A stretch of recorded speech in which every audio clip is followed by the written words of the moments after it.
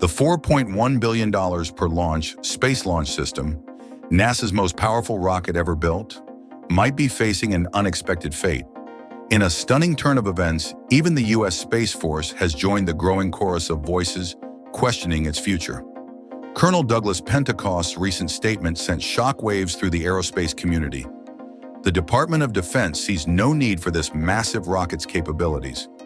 Meanwhile, as doubts about SLS intensify, SpaceX's Starship is rapidly emerging as a game-changing alternative for the Artemis program. With its revolutionary reusability and ambitious design promising dramatic cost reductions, it could completely transform how we return to the moon. This isn't just speculation anymore. Major publications, government officials, and industry experts, including Bloomberg and former GAO Assistant Director Christina Chaplin, are all pointing to a potential shift in America's lunar ambitions. The question isn't just whether SLS will survive, but whether we're witnessing a historic pivot point in humanity's return to the moon. Hello everyone, welcome to Elon Musk 24 Hours, where we bring you the latest developments in space exploration and innovation. Let's dive right in. The story of SLS's potential downfall begins with staggering numbers that shocked even veteran aerospace analysts. Let's break down what's really happening behind the scenes at NASA. Artemis 1, their first major test flight, wasn't just delayed. It consumed nearly a decade and tens of billions of dollars. That's longer than it took America to go from President Kennedy's moon speech to actually landing on the moon. But here's where things get truly concerning. Each future SLS launch comes with a $4.1 billion price tag.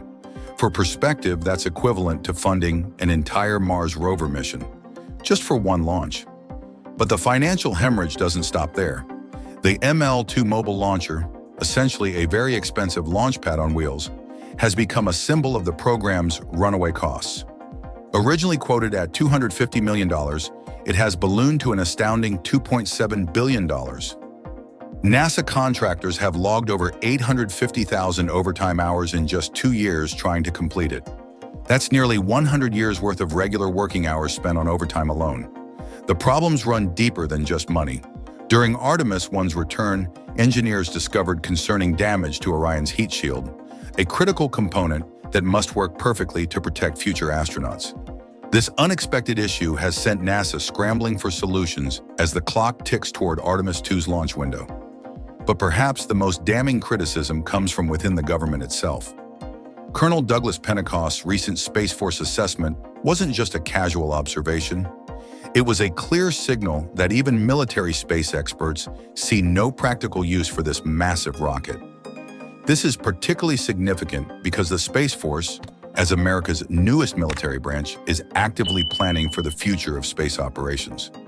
Meanwhile, SpaceX isn't just developing an alternative, they're revolutionizing the entire approach to lunar missions.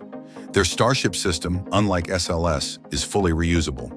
Think of it like the difference between throwing away an entire 747 after one flight versus being able to refuel and reuse it thousands of times. This fundamental difference explains why SpaceX can potentially offer lunar missions at a fraction of SLS's cost. The Starship's capabilities are equally impressive. Its innovative design includes in-orbit refueling, eliminating the need for NASA's proposed Lunar Gateway, another multi-billion-dollar project that critics argue may be unnecessary. SpaceX's rapid development pace has already yielded remarkable results. Their Mechazilla catch system has progressed from concept to reality, demonstrating their ability to recover and reuse massive rocket boosters. Industry experts are taking notice. Christina Chaplin, who spent years scrutinizing space programs at the Government Accountability Office, points out a crucial difference. While SLS remains stuck in a traditional expensive production model, SpaceX has created what amounts to a rocket factory, consistently improving efficiency and reducing costs. Michael Bloomberg's analysis cuts even deeper. He argues that SLS, even at its astronomical cost, can't complete a lunar mission alone. The current configuration requires additional systems, including SpaceX's Starship as a lunar lander, to actually reach the moon's surface. This raises an obvious question. If we need Starship anyway, why not use it for the entire mission? This brings us to the most compelling alternative. a completely redesigned Artemis program centered around Starship. The concept is elegantly simple. Instead of using two different rocket systems requiring complex orbital choreography, a single Starship could launch from Earth, land on the Moon, and return safely. SpaceX is already demonstrating rapid progress toward this goal, with successful high-altitude tests and landing maneuvers. The timeline pressure is real, with Artemis 2 scheduled for less than a year away and Artemis 3 following shortly after. NASA faces a critical decision point. China's accelerating lunar program adds another layer of urgency. They're not waiting for NASA to sort out its rocket problems. Three clear options have emerged for NASA. Continue with SLS despite mounting criticism and costs. Transition to a hybrid approach using Falcon Heavy and Dragon capsules for crew transport. Coordinating with Starship for lunar operations. Fully commit to an all-Starship architecture, potentially revolutionizing not just lunar missions, but the entire future of deep space exploration. The technical challenges for any of these paths are significant but solvable. SpaceX has demonstrated remarkable progress in developing critical technologies like heat shields and landing systems.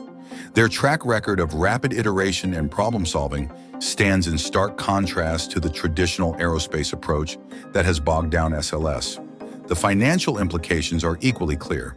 While SLS costs remain fixed at billions per launch, with little hope for reduction, SpaceX's approach of continuous improvement and reusability promises dramatically lower costs over time. This isn't just about saving money. It's about creating a sustainable path to permanent lunar presence. As we stand at this pivotal moment in space exploration, the evidence is clear. NASA's next steps with the Artemis program will reshape humanity's return to the Moon.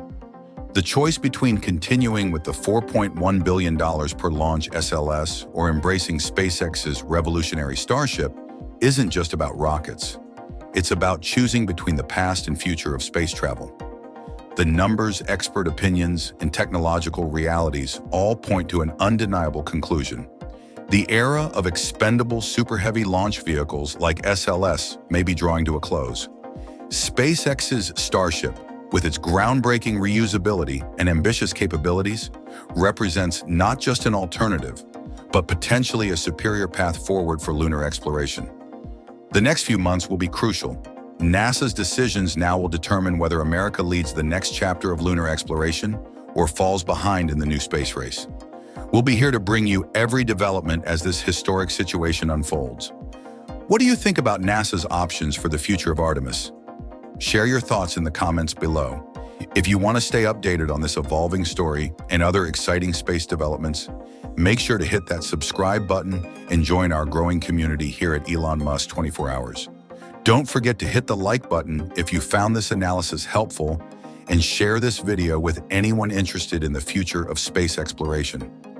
This is Kevin from Elon Musk 24 Hours, bringing you the latest in space innovation. Until next time, keep reaching for the stars.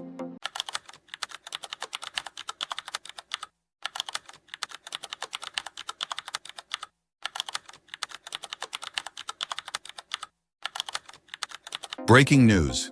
SpaceX's Starship Flight 6 is just days away, marking a pivotal moment in space exploration history.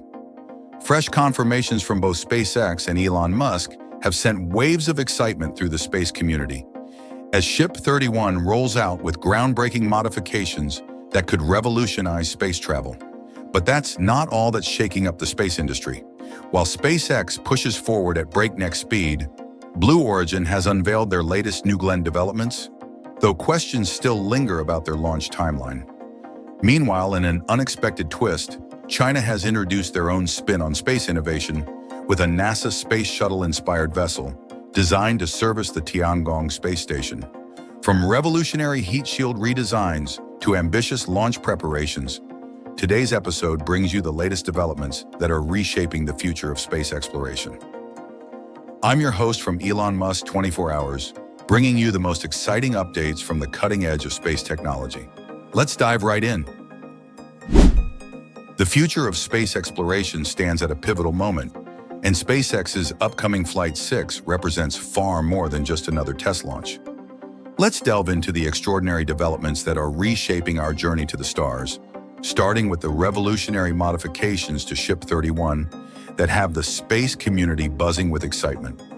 When Ship 31 rolled out on November 11th, it revealed a complete reimagining of Starship's thermal protection system. The reduction from 18,500 to 17,700 heat shield tiles might seem minor at first glance, but this represents a fundamental shift in spacecraft design philosophy. Each removed tile is the result of countless hours of engineering analysis, wind tunnel testing, and computational fluid dynamics simulations. These aren't just random changes. They're calculated moves in SpaceX's grand chess game of spacecraft optimization. The new tile pattern isn't merely about weight reduction. It's about creating a more robust and maintainable heat shield. Sources within the aerospace industry suggest that these modifications could reduce maintenance time between flights by up to 30%, a crucial factor in achieving SpaceX's ambitious goal of bi-weekly launches by 2025. The revised pattern also incorporates advanced ceramic composites that offer superior thermal protection while requiring fewer individual tiles, reducing potential points of failure. But the real revolution lies in what these changes enable for the future.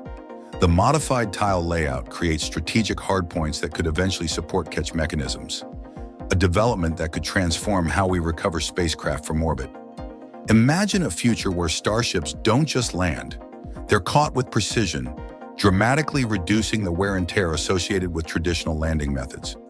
The transformation continues with Booster 13, which has emerged from its October static fire test with significant upgrades. The booster's return to the production site wasn't just for routine inspections.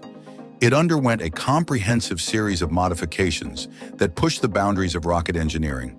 The grid fins have been refined with an enhanced aerodynamic profile, promising better control during the critical descent phase. Engineers have also implemented a new engine gimbal system that offers unprecedented precision in thrust vectoring, essential for the ambitious catching maneuver plan for future flights. Speaking of engines, the Raptor 2 engines on B-13 have received their own suite of upgrades. The turbopumps have been optimized for improved efficiency, and the engine controllers now feature enhanced software that allows for more precise thrust modulation during all phases of flight. These improvements aren't just about raw power, they're about achieving the perfect balance of performance and reliability needed for regular commercial operations. Perhaps the most significant innovation is the new staging ring spotted at Mega Bay 1 on November 8th. This isn't just another component, it's a revolutionary approach to stage separation that could redefine how we think about multi-stage rockets.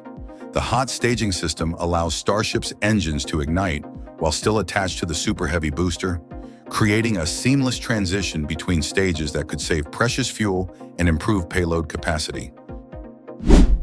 The engineering behind this system is nothing short of remarkable. The staging ring incorporates advanced materials that can withstand the extreme temperatures and pressures of engine ignition while ensuring a clean separation. Computer simulations suggest this approach could improve payload capacity by up to 5%, a significant margin in the space industry where every kilogram counts. The launch infrastructure itself has undergone equally impressive upgrades. The recent test of the water deluge system wasn't just a simple spray test, it was a full-scale demonstration of one of the most advanced launch pad cooling systems ever developed. The system pumped 350,000 gallons of water in a carefully choreographed sequence, creating a protective barrier that shields both the pad and the rocket from the intense heat and acoustic energy generated during launch. This system represents a quantum leap in launch pad technology. The water isn't just sprayed, it's precisely directed through hundreds of individually controlled nozzles, creating a protective curtain that can be dynamically adjusted based on real-time sensor data. The system's computer control unit processes data from over 1,000 sensors to optimize water flow patterns, ensuring maximum protection while minimizing water usage. Meanwhile, the competition isn't standing still. Blue Origin's progress with New Glenn represents both a challenge and a validation of the commercial space race. The recent mating of GS-1 and GS-2 stages marks a significant milestone, but the story behind this achievement reveals the complexity of modern rocket development. The 7 BE-4 engines on the first stage represent years of development and testing, each capable of generating 550,000 pounds of thrust at sea level. The BE-4 engines themselves are marvels of modern engineering. Using liquefied natural gas as fuel, they offer significant advantages in terms of cost and reusability compared to traditional rocket engines. The vacuum-optimized BE-3U engines on the second stage, with their massive 114.5-inch nozzles, are designed to operate with unprecedented efficiency in the vacuum of space, expelling hydrogen-rich steam at velocities approaching 10,000 miles per hour. However, Blue